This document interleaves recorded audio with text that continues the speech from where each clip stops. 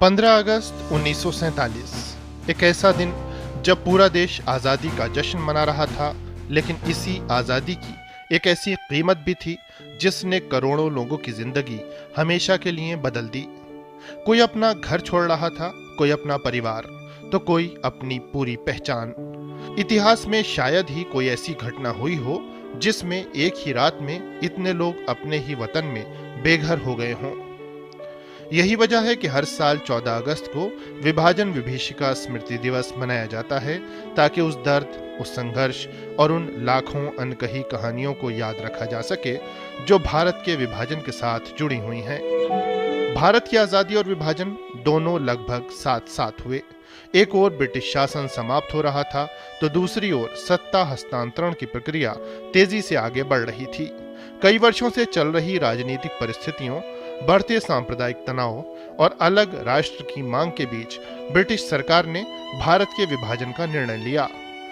इसके बाद भारत और पाकिस्तान दो स्वतंत्र देशों के गठन का रास्ता तय हुआ, लेकिन सबसे बड़ी चुनौती थी दोनों देशों की सीमाएं तय करना।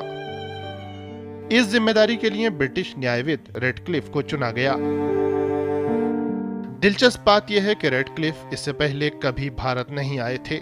उन्हें बेहद कम समय में पंजाब और बंगाल की सीमाएं तय करनी थीं। यही सीमा बाद में रेडक्लिफ लाइन के नाम से जानी गई। लेकिन जब तक लोग ये समझ पाते कि उनका गांव, उनका शहर या उनका घर किस देश में जाएगा, तब तक हालात तेजी से बदल चुके थे। सीमाओं के ऐलान से पहले ही कई इलाकों में भय का माहौल बन चुका था। लोगों के बीच अफवाहें फैलने लगीं। वर्षों से साथ रहने वाले समुदायों के बीच अविश्वास बढ़ने लगा। धीरे धीरे ये डर हिंसा में बदल गया और लाखों लोगों ने अपने घर छोड़ने का फैसला कर लिया। किसी ने कुछ कपड़े समेटे, किसी ने जरूरी दस्तावेज, तो कुछ लोग ऐसे भी थे जिन्हें बिना कुछ साथ लिए ही निकलना पड़ा। किसी को नहीं पता था कि वो जहां जा रहे हैं वहां उनका भविष्य कैसा होगा, लेकिन इतना जरूर पता था कि अब वापस लौटना शायद कभी संभव नहीं होगा। कुछ ही दिनों में यह विस्थापन मानव इतिहास के सबसे बड़े पलायनों में बदल गया। अनुमान है कि लगभग 1 करोड़ 40 लाख लोगों को अपनी जन्मभूमि छोड़नी पड़ी। इनमें से करीब 90 लाख हिंदू और सिख भारत आए, जबकि लगभग 50 लाख मुसलमान पाकिस्तान चले गए। यह केवल आबादी का स्थानांतरण नहीं था, बल्कि करोड़ों लोगों की पूरी जिंदगी का अचानक बदल जाना था। लेकिन इस त्रासदी की सबसे भयावह कीमत इंसानी जानों ने चुकाई। अलग अलग अध्ययनों के अनुसार विभाजन के दौरान करीब 2 लाख से लेकर 10 लाख लोगों तक की मौत हुई। वहीं लगभग 2 करोड़ लोग प्रत्यक्ष या अप्रत्यक्ष रूप से इस विभाजन से प्रभावित हुए। किसी ने अपना घर खोया, किसी ने अपनी जमीन, किसी ने अपने परिजन और किसी ने अपना पूरा बचपन। हालांकि विभाजन का असर पूरे भारतीय उपमहाद्वीप पर पड़ा, लेकिन इसकी सबसे भीषण तस्वीर पंजाब में देखने को मिली। ये वही इलाका था जहां सीमाएं सबसे अधिक उलझी हुई थीं और जहां सबसे ज्यादा लोगों को अचानक अपना सब कुछ छोड़कर निकलना पड़ा। जैसे जैसे नई सीमा स्पष्ट होती गई, वैसे वैसे सड़कों, बैलगाड़ियों और रेलगाड़ियों पर लोगों का सैलाब उमड़ने लगा। लाखों लोग एक अनजान भविष्य की ओर बढ़ रहे थे। और इसी पलायन के बीच इतिहास ने एक ऐसा मंजर देखा जिसे आज भी विभाजन की मौत वाली ट्रेनें कहकर याद किया जाता है। जो रेलगाड़ियां लोगों के लिए नई जिंदगी की उम्मीद लेकर चलती थीं, वही कई बार मौत का प्रतीक बन गईं।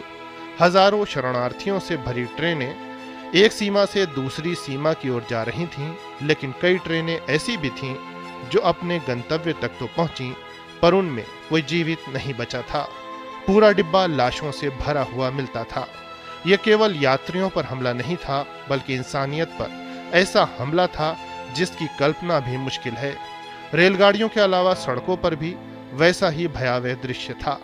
बैलगाड़ियों के लंबे काफले, पैदल चल रहे परिवार, सिर पर सामान उठाए महिलाएं, गोद में छोटे बच्चे और हाथ पकड़कर चल रहे बुजुर्ग। हर किसी की मंजिल एक ही थी, किसी तरह जिंदा बच जाना।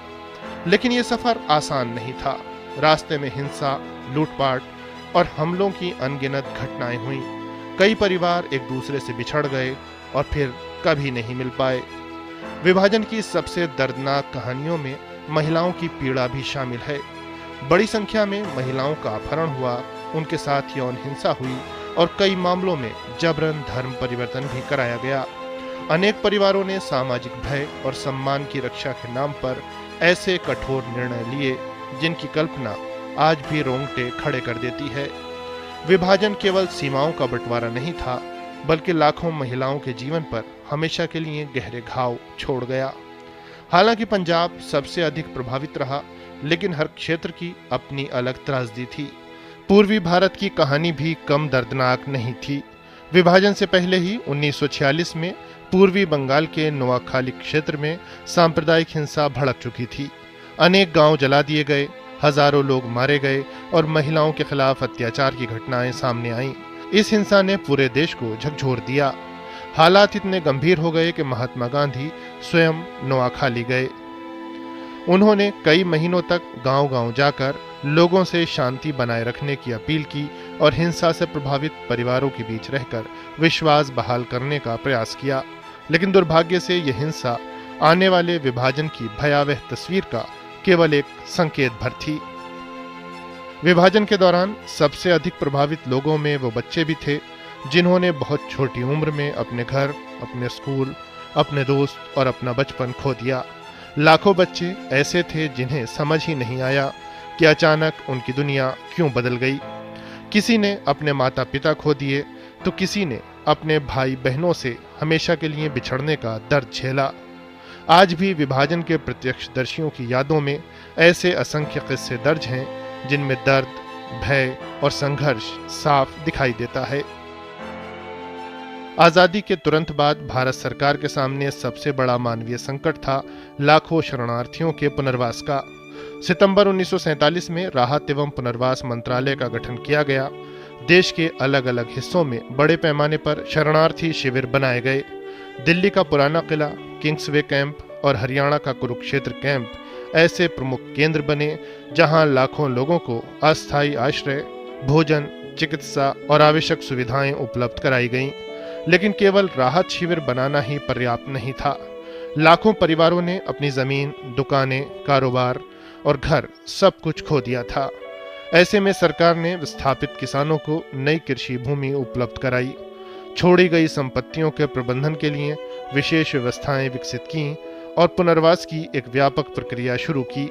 जिन लोगों ने अपना सब कुछ पीछे छोड़ दिया था, उन्होंने नए शहरों, नए कस्बों और नई बस्तियों में अपनी जिंदगी दोबारा खड़ी की। आज दिल्ली, पंजाब, हरियाणा, राजस्थान और गुजरात के अनेक शहरों की आर्थिक और सामाजिक संरचना में उन शरणार्थी परिवारों का महत्वपूर्ण योगदान दिखाई देता है। विभाजन की ये त्रासदी केवल उस पीढ़ी तक सीमित नहीं रही, इसकी यादें अगली पीढ़ियों तक भी पहुंची।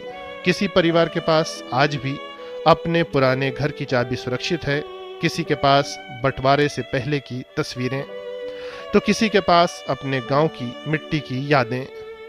लाखों परिवारों के लिए विभाजन इतिहास की किताब का अध्याय नहीं, बल्कि उनके अपने परिवार की कहानी है। इसी ऐतिहासिक पीड़ा और लाखों लोगों के संघर्ष को स्मरण करने के उद्देश्य से 15 अगस्त 2021 को प्रधानमंत्री नरेंद्र मोदी ने घोषणा की कि हर वर्ष 14 अगस्त को विभाजन विभीषिका स्मृति दिवस के रूप में मनाया जाएगा। इसका उद्देश्य उन लोगों को श्रद्धांजलि देना है जिन्होंने विभाजन के दौरान अपना जीवन, अपना घर या अपने प्रियजनों को खो दिया। साथ ही ये दिन आने वाली पीढ़ियों को ये समझाने का प्रयास भी है कि नफरत, कट्टरता और सांप्रदायिक हिंसा का परिणाम कितना विनाशकारी हो सकता है। आज आजाद भारत लगातार विकास की नई ऊंचाइयों को छू रहा है, लेकिन इस विकास यात्रा में उन लाखों लोगों के संघर्ष और बलिदान को याद रखना भी उतना ही आवश्यक है जिन्होंने विभाजन की त्रासदी झेली और फिर शून्य से अपना जीवन दोबारा बनाया। उन्होंने केवल अपने परिवारों को ही नहीं संभाला, बल्कि नए भारत के निर्माण में भी महत्वपूर्ण योगदान दिया।